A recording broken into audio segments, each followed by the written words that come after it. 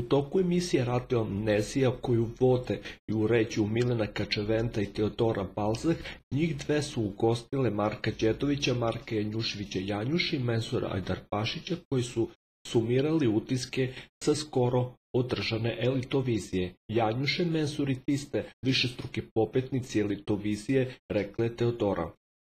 Svakako mislim da ima mnogo zavidnih, kako i da ne budu kada ih nigde nema. Niko živ ne zna kako se zovu, ko su i šta su. Još uvek sam pod utiskom onoga što sam video dok sam ovde dolazio, rekao je Janjuš.